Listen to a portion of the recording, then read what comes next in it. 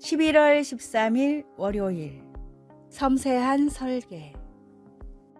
한 국제연구팀이 칼세라는 한 특별한 새의 움직임을 본떠 날개짓을 하는 드론을 만들었습니다. 칼세는 시속 90마일까지 날 수 있고 공중에 떠 있다가 급강하, 급회전, 급정지를 할 수 있습니다. 그러나 날개를 위아래로 흔들면서 나는 그 드론은 아직 새와는 비교할 바가 못됩니다. 한 연구원은 새들은 다양한 용도의 근육들이 있어 매우 빠르게 날기도 하고 날개를 접기도 하고 몸을 돌리고 깃털을 펴고 힘을 아낄 수도 있다고 하면서 자기 팀이 노력은 했지만 실제 새들의 비행의 10% 정도밖에 모방할 수 없었다고 인정했습니다. 하나님은 세상의 생물에게 온갖 놀라운 능력을 주셨습니다. 우리가 그들을 관찰하며 그들의 기술을 유추해 보면 지혜를 얻을 수 있습니다. 개미는 우리에게 자원을 모으는 방법을 가르쳐주고 오소리는 안전한 집의 중요함을 보여주며 메뚜기는 여럿이 함께하면 강하다는 것을 가르쳐 줍니다. 땅 위 하늘 창공으로 날아다니는 새를 창조하신 바로 그 하나님이 우리에게 우리의 사고력에 그분의 지혜를 결합할 수 있는 능력을 주셨습니다. 말씀, 하나님이 이르시되 땅 위 하늘의 궁창에는 새가 나르라.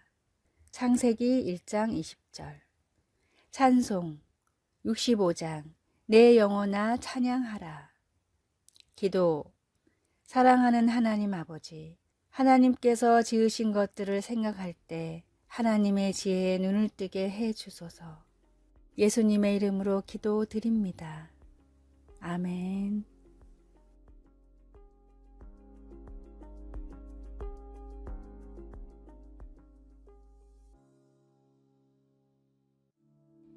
(11월 14일) 화요일.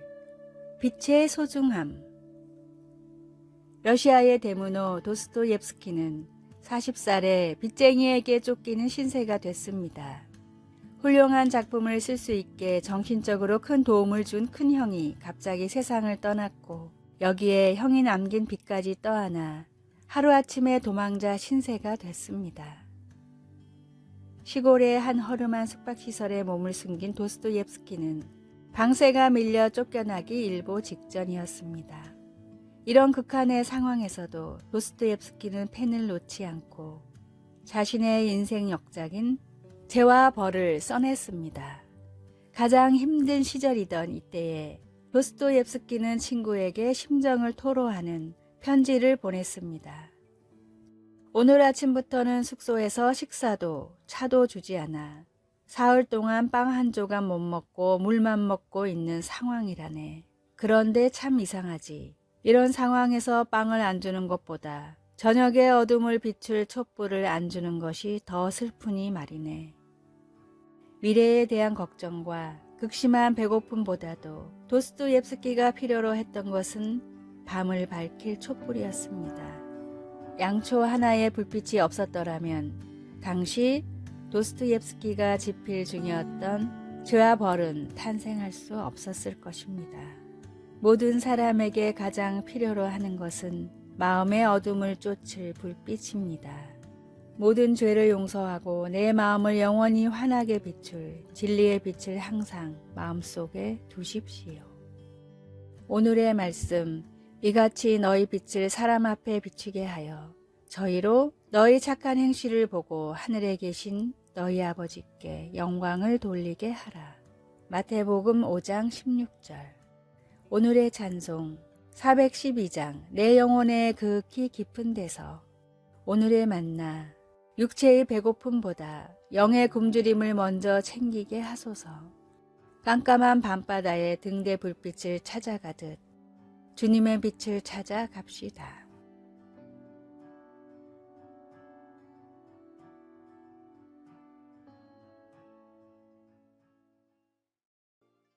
(11월 15일) 수요일. 눈에 띄지 않음. 할리우드 영화에는 현란한 고급 스포츠카를 타는 스파이들이 자주 등장합니다. 그러나 전 CIA 국장이었던 조나 멘데스는 현실은 정반대라고 하면서 스파이라면 별반 특징이 없고 화려하지도 않은 평범한 사람이어야 하며 쉽게 잊혀질 수 있는 사람이어야 한다고 말합니다. 가장 정보원처럼 보이지 않는 사람이 최상의 정보원인 것입니다. 이스라엘 사람 2명이 여리고를 정탐했을 때 라합이 왕의 군사들로부터 그들을 숨겨주었습니다. 그녀는 가나안 사람이고 여성이며 기생이라는 3가지의 약점을 가지고 있었기 때문에 하나님이 절대로 첩자로 선택하지 않을 사람처럼 보였습니다.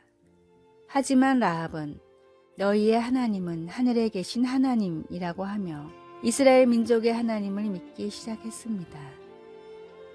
그녀는 하나님의 정탐꾼들을 지붕 위에 3대 더미 밑에 숨겨 그들의 위험한 탈출을 도와주었습니다. 여호수아가 기생 라합과 그의 가족을 살려주므로 하나님께서 그녀의 믿음을 보상해 주셨습니다. 때때로 우리는 하나님께 쓰임받을 만한 사람이 못 된다고 느낄 때가 있습니다. 어쩌면 우리에게 육체적인 결합이 있거나 화려한 능력이 없어 지도자가 될 수 없다고 느끼거나 얼룩진 과거가 있을 수도 있습니다. 하나님은 우리와 같은 가장 미약한 자들에게도 거룩한 목적을 가지고 계시다는 것을 확신하십시오. 말씀. 너희의 하나님 여호와는 위로는 하늘에서도 아래로는 땅에서도 하나님이시니라. 여호수아 2장 11절. 찬송 597장. 이전의 주님은 내가 몰라. 기도. 하나님의 부르심, 곧 하나님께서 저에게 주신 사명을 위해 늘 준비되어 있도록 도와주소서. 예수님의 이름으로 기도드립니다. 아멘.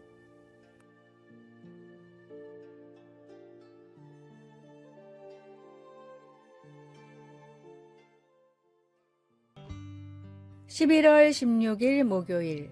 의지할 준비. 양이 가축화되기 전의 조상인 사냥은 먹이 욕심이 매우 강한 동물입니다. 90도에 가까운 가파른 절벽 밑이라도 풀만 보인다면 주저없이 뛰어내립니다. 절벽을 거의 미끄러져 내려가는 사냥의 모습이 인터넷에 등장해 큰 이슈가 된 적도 있습니다. 문제는 내려가다 죽는 경우도 꽤 많고 일단 내려가서 먹이를 먹은 뒤에는 다시 올라오지 못해 갇혀 죽는 경우도 많습니다. 사냥이 가축화된 면양도 이와 비슷한 습성이 있어서 목자가 양을 치던 중 잠시라도 한눈을 팔면 절벽이나 구덩이 아래로 뛰어내려 풀을 뜯습니다. 목자가 양을 구하려고 줄을 내려 걸면 양은 자신을 가두려는 줄 알고 도망가다 떨어져 죽거나 크게 다칩니다. 이 사실을 알고 있는 지혜로운 목자는 양이 구덩이에 빠지고 몇 시간이 지난 뒤에야 양을 건져냅니다. 몇 시간 동안 굶주려 힘이 없는 양은 저항 한번 못하고 그대로 끌려 올라갑니다. 자기를 올가매려는 줄 알고 보기만 하면 도망쳤던 그 줄이 바로 양을 살릴 수 있는 유일한 구원의 방법입니다. 우리는 우리의 욕심으로 시험에 빠져놓고 애꿎은 하나님을 원망하고 있지는 않습니까? 모든 욕심을 내려놓고 온전히 하나님만 의지할 준비가 되었을 때 하나님은 사망의 골짜기에서 우리를 건져 주십니다. 목숨을 걸고 양을 지키시는 선한 목자이신 주님만을 전적으로 의지하십시오. 오늘의 말씀. 너는 마음을 다하여 여호와를 의뢰하고 내 명철을 의지하지 말라. 잠언 3장 5절. 오늘의 찬송 375장. 나는 갈 길 모르니. 오늘의 만나. 모든 욕심과 지식을 내려놓고 온전히 주님만 의지하게 하소서. 우리를 구원해 주신 선한 목자이시고 전능하신 주님만을 의지합시다.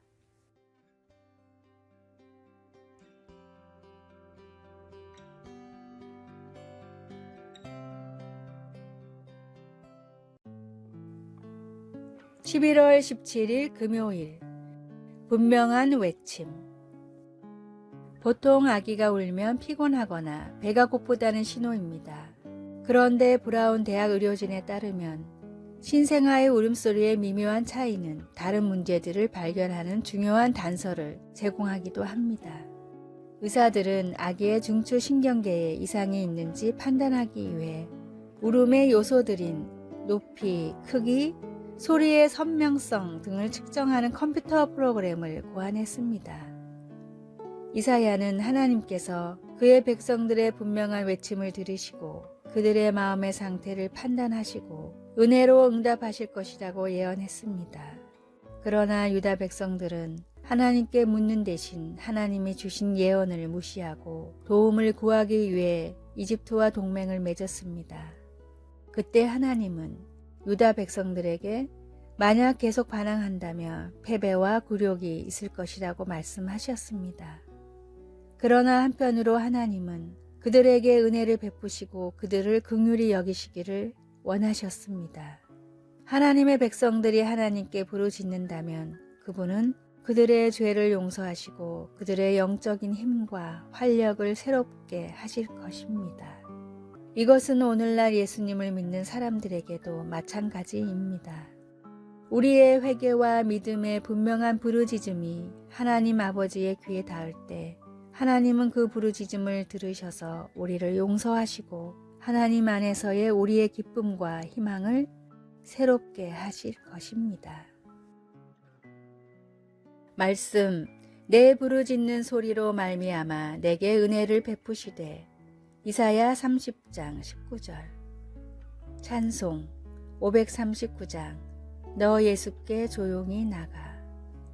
기도, 하나님을 떠나 안정과 안정, 보호를 추구했던 것을 용서해 주소서. 하나님을 향한 사랑을 회복시켜 주소서. 아멘.